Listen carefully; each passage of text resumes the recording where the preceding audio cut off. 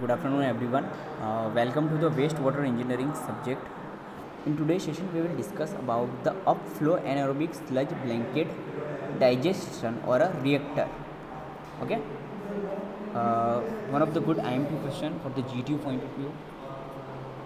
It is asked as explain the upflow anaerobic sludge blanket digester or a reactor. Okay, which is also known as UASB. USB, a flow anaerobic sludge blanket reactor. So this technology normally refers to USB reactor and it is form of anaerobic digester that is used for the wastewater treatment. Okay. This reactor is a methanogenics. Methanogenics means methane producing. जो methane produce करे वो एक reactor છે digester છે that evolved from the anaerobic Clarichester, and a similar but variant technology to USB is the expanded granular sludge bed digester. Right. Now the points about the process descriptions.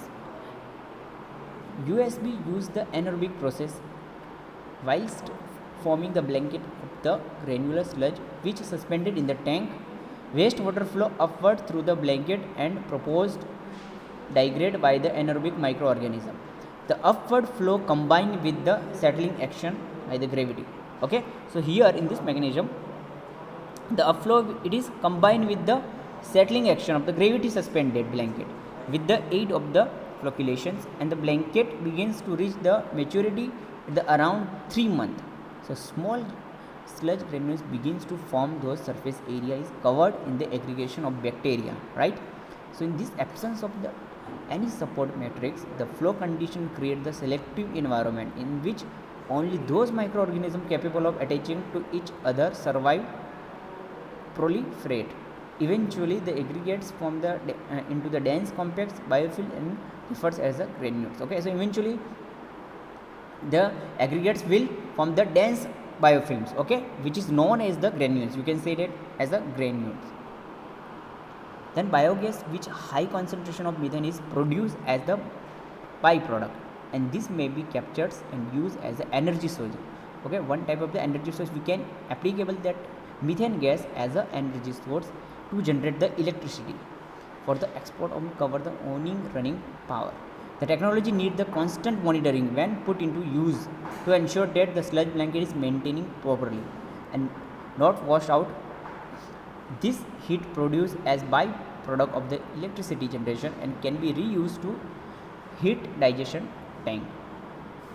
The blanket of the sludge enable to dual solid hydraulic and solid and retention time in these digesters. The solid require the high degree of the digestion can remain in the reactor for the period of 90 days. Okay, for the period of total 90 days, 3 months almost. Sugars dissolved in the liquid waste stream can be converted into the quick gas in the liquid phase and which can exist system in the less than the a day. Okay, within 1 day. So USB reactors are typically suited to dilute the wastewater stream which has a 3% TS particles size greater than 0.75 mm. Okay, historical parts no need to study in our topic. Okay, you have to just write down its process description and its basic definitions, how it is used, what is its applications, what is the upflow anaerobic digester. So you have to just write down this definition. It is a methanogenic digester or a reactor. Methane ने produce करते हुए एक reactor से digester. Okay, then you have to just write a process description and it's a figure, the designing figure. Okay, see.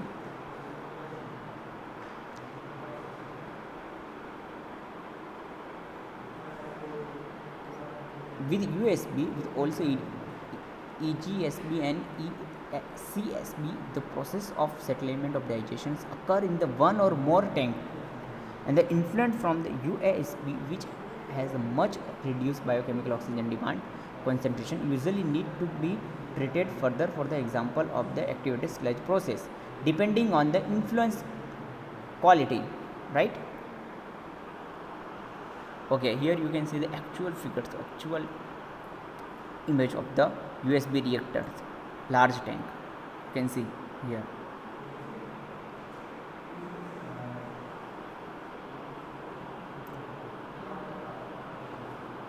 That plant is located in the Israel.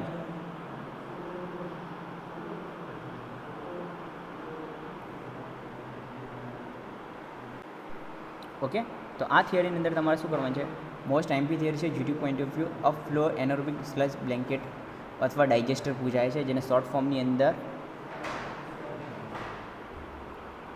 યુએએસબી પણ કહેવામાં આવે છે. Okay, એક્ઝામમાં કોઈ વાર પૂછાય છે explain the USB digester or a reactor for the waste water treatment system. તો તમારે આ થિયરી લખવાની છે, સિમ્પલ એન્ડ ડેફિનેશન લખવાની છે. It is a nothing, it is a methanogenic reactor, મિથેનને પ્રોડ્યુસ કરતો એક રિએક્ટર છે. ઓકે, ઓર ડાયજેસ્ટર છે. તમારે ફિગરમાં આ ફિગર ડ્રો કરવાની રહેશે એનામાં.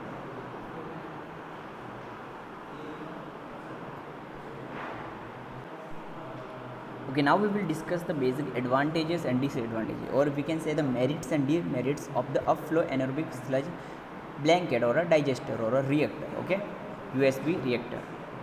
First advantage is, wait a second. Okay, first advantage is high reduction of the BOD, biochemical oxygen demands. It has a, then can withstand the high organic and hydraulic loading rate. It can withstand, it can sustain the high organic and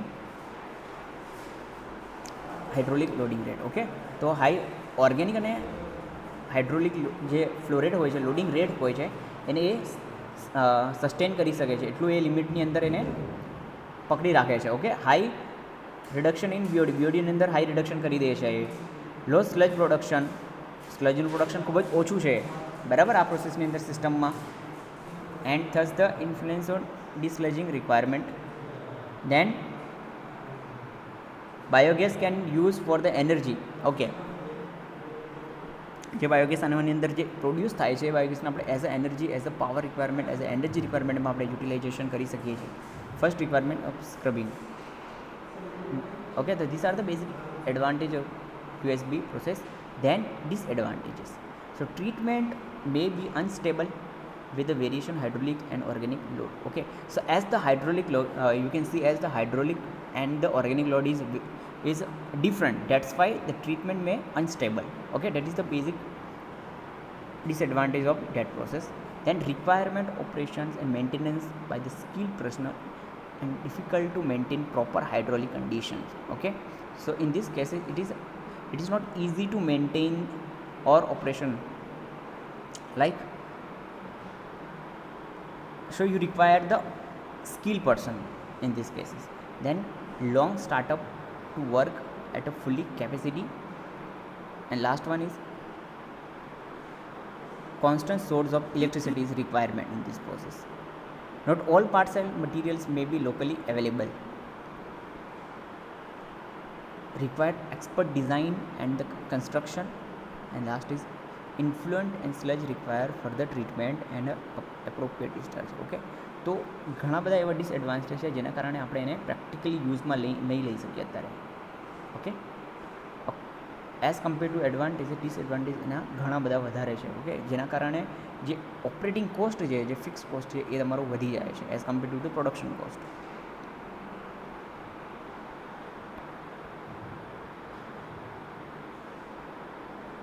okay, process ડિસ્ક્રિપ્શનમાં તમે આ points પણ લખી શકો છો, બરાબર.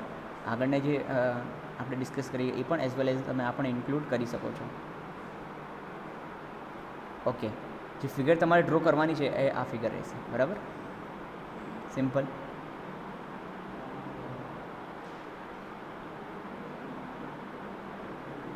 Cross section of the upflow anaerobic sludge diagram છે, simple cross sectional. તો આ ફિગર તમારે ડ્રો કરવાની રહેશે, બરાબર.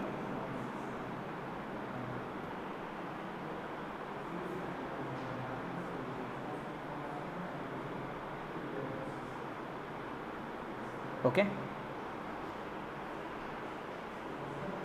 તો આજના ટોપિકમાં આપણે શું જોઈ ગયા છે, આપણી જે ન્યૂ થિયરી છે, મોસ્ટ ટાઈમ થિયરી છે, એ અપફ્લો anaerobic sludge blanket reactor digester. Okay, જેને યુએસબી પણ કહેવામાં આવે છે. ઓકે, તો બેઝિક એનું મેકેનિઝમ જોઈ ગયા છે. એ શું છે, મિથેનોજેનિક રિએક્ટર છે, મીન્સ કે મિથેન પ્રોડ્યુસિંગ એક રિએક્ટર છે, ડાયજેસ્ટર છે. એની અંદર શું પ્રોડ્યુસ થાય છે, તો મિથેન પ્રોડ્યુસ થાય છે, મિથેન. રાઈટ. બેઝિક મિકેનિઝમની અંદર આપણે જે પ્રીવિયસ સ્ટેપ જોઈએ એ તમારે ઇન્ક્લુડ કરવાની છે, એઝ વેલ એઝ તમે આ પોઈન્ટ્સ પણ ઇન્ક્લુડ કરી શકો છો એની ઇન્ટ્રોડક્ટરી પાર્ટની અંદર ઇન્ટ્રોડક્શન, બરાબર, આ બધા પોઈન્ટ્સ, રાઈટ. ઓકે, ડિસ્કશન શું છે જોઈ લઈએ આપણે એનું.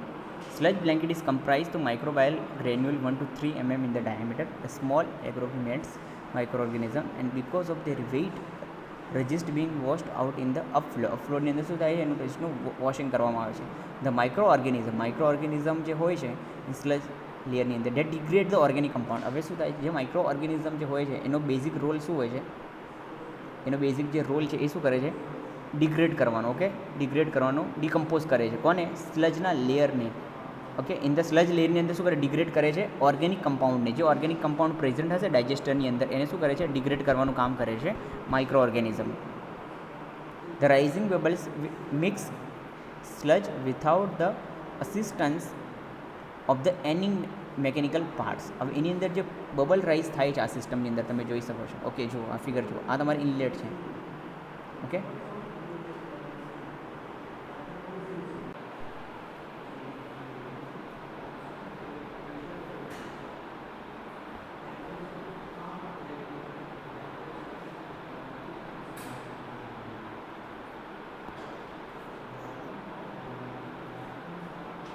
ઓકે, તો આ થિયરીની અંદર જે આપણી યુએસબી માટેની જે થિયરી છે એની અંદર તમારા આટલા પોઈન્ટ્સ તમે ઇન્ક્લુડ કરી શકો છો. Okay, exam point of view, right. Upflow anaerobic sludge blanket માટેના, બરાબર. સમરાઇઝ પોઈન્ટ્સ અને એડવાન્ટેજ પણ તમે એને ઇન્ક્લુડ કરીને લખી શકો છો, રાઈટ. બેઝિક સિમ્પલ થિયરી છે, તમારે ફિગર આ પહેલાં ડ્રો કરવાની રહેશે એની અંદર. ઓકે, એનું ડિસ્ક્રિપ્શન તમે આપણે જોઈ ગયા છે આગળ. ઓકે, તો sludge blanket comprise micro organism 1 to 5 metre ડાયામીટરના જે હોય છે સ્મોલ એગ્રોગેશન્સ માઇક્રો ઓર્ગેનિઝમના, and it because of weight resist being washed out in the upflow. અપફ્લોની અંદર એનું શું કરો છો, વોશ આઉટ કરવામાં આવે છે. માઇક્રો ઓર્ગેનિઝમ જે હોય છે સ્લજ લેયરને એ ડિગ્રેડ કરે છે. ડિગ્રેડ મીન્સ કે ડિકમ્પોઝ કરે છે મટીરિયલ્સને, બરાબર.